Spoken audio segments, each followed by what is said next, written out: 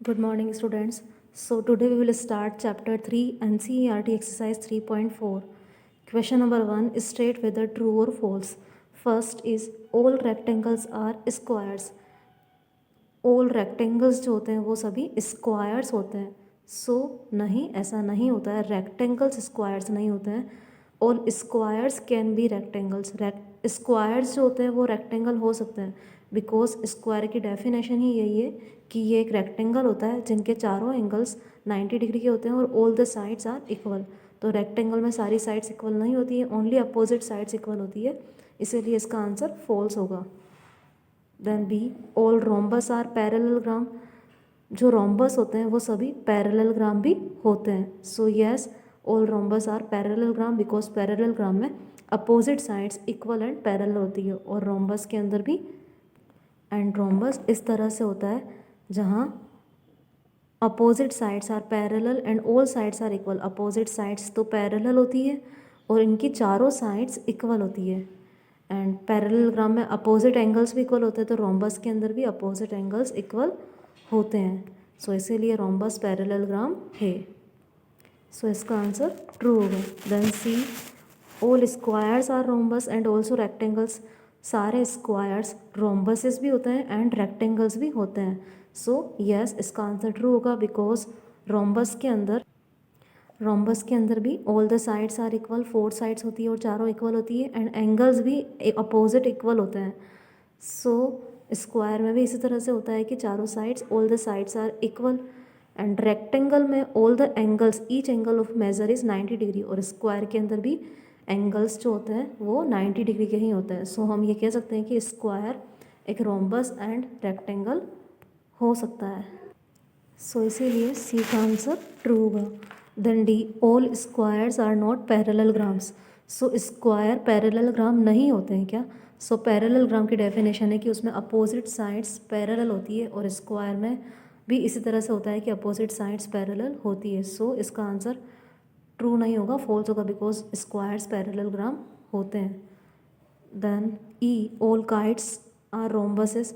क्या काइट्स जो होती है वो रोम्बस होती है? सो काइट जो होता है वो इस तरह से होता है डायग्राम और रोम्बस भी सिमिलरली इसी तरह से है. दिस इज सो रोम्बस में ऑल द साइड्स चारों साइड्स इक्वल होती है बट काइट में ऐसा नहीं होता है. यहाँ एडजेसेंट साइड्स इक्वल होती है. सो इसीलिए काइट रोम्बस नहीं है. सो ई का आंसर फॉल्स होगा. Then F all rhombuses are kites. क्या सारे रोम्बसेस काइट्स हो सकते हैं? So yes, because rhombuses and kites दोनों के डायग्राम सिमिलर हैं एंड इनमें एडजेसेंट साइड्स इक्वल होती है एंड अपोजिट साइड्स पैरेलल होती है. और यहाँ इनके जो डायगोनल्स हैं वो डायगोनल्स बाइसेक्ट करते हैं 90 डिग्री पर, राइट एंगल बनाते हैं, परपेंडिकुलर बाइसेक्टर होता है and one pair of opposite angles, यहाँ ये वाले एंगल्स जो होते हैं वो इक्वल होते हैं. एंड रोम्बस के अंदर adjacent sides and opposite sides दोनों इक्वल हैं एंड अपोजिट साइड्स पैरेलल भी है और इनके डायगोनल्स भी राइट एंगल फॉर्म करते हैं और यहाँ अपोजिट एंगल्स के दोनों पेयर इक्वल होते हैं. सो इसीलिए इसका आंसर ट्रू होगा. Then G all parallelograms are trapeziums. क्या पैरेललोग्राम्स जो होते हैं वो ट्रेपेजियम होते हैं? सो यस, बिकॉज ट्रेपेजियम की डेफिनेशन ये है कि इसमें at least only one pair of opposite sides are parallel होता है एंड पैरेललोग्राम में वो कंडीशन फुलफिल हो रही है. पैरेललोग्राम में अपोजिट साइड्स पैरेलल होती है और इसमें 2 पेयर्स होते हैं इनके, तो 1 पेयर वाली कंडीशन यहाँ फुलफिल हो रही है. सो इसीलिए इसका आंसर ट्रू है. Then H all squares are trapezium. क्या स्क्वायर्स भी ट्रेपेजियम होता है? सो यस, स्क्वायर में भी अपोजिट साइड्स का जो 1 पेयर इक्वल होता है और ये ट्रेपेजियम की कंडीशन है जो फुलफिल हो रही है. सो ये ट्रू है. Then question number 2. Okay, now question number 2 is identify all the quadrilaterals that have. So quadrilaterals हमें आइडेंटिफाई करना है. A 4 sides of equal lengths. So ऐसे कौन कौन से क्वाड्रिलेटरल्स हैं जिनमें उनकी चारों साइड्स इक्वल होती है? सो हम जानते हैं कि एक तो स्क्वायर में इक्वल होती है एंड एक और जो क्वाड्रिलेटरल है वो है रोम्बस। यहाँ लिखा हुआ है all sides are equal of square and opposite sides are all sides are equal of rhombus. So इस तरह से रोम्बस की चारों साइड इक्वल होती है। Then B 4 right angles. So ऐसे कितने क्वाड्रिलेटरल्स है जिनके चारों एंगल्स राइट एंगल होते हैं, मीन्स 90 डिग्री। सो स्क्वायर में होते हैं एंड रेक्टेंगल में भी एंगल्स 90 डिग्री के ही होते हैं।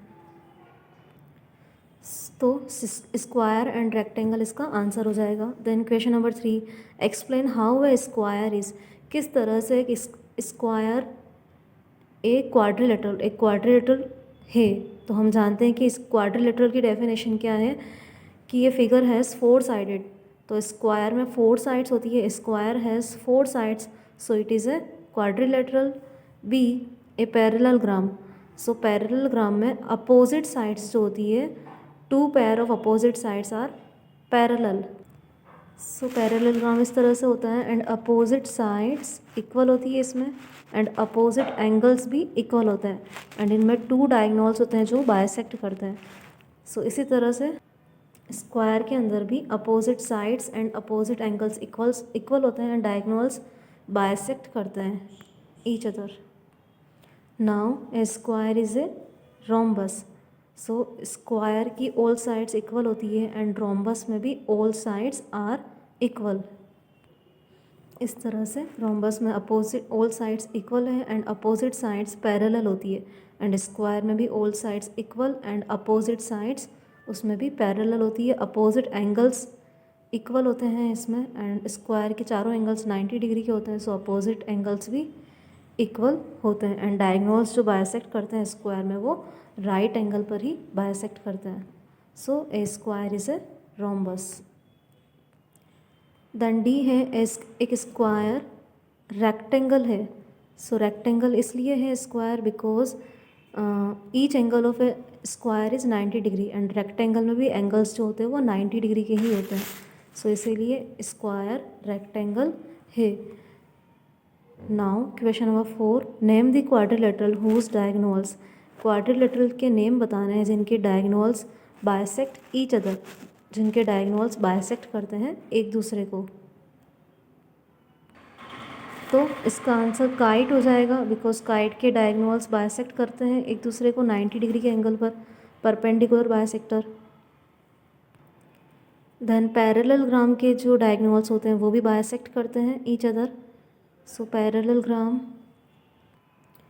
देन रेक्टेंगल के डायगोनल्स भी बाइसेक्ट करते हैं ईच अदर एक दूसरे को। स्क्वायर में भी डायगोनल्स बाइसेक्ट होते हैं एंड रोम्बस के अंदर भी डायगोनल्स जो है वो बाइसेक्ट हो रहे हैं। डायगोनल्स इस तरह से नॉन एडजेसेंट पॉइंट्स को ज्वाइन करते हैं।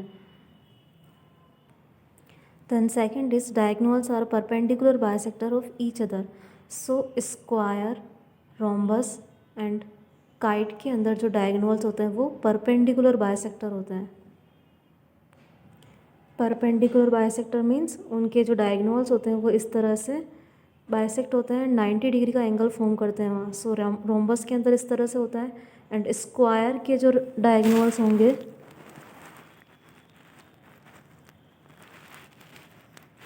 वो भी 90 डिग्री एंगल ही फॉर्म करते हैं बिकॉज स्क्वायर की चारों साइड्स इक्वल होती है।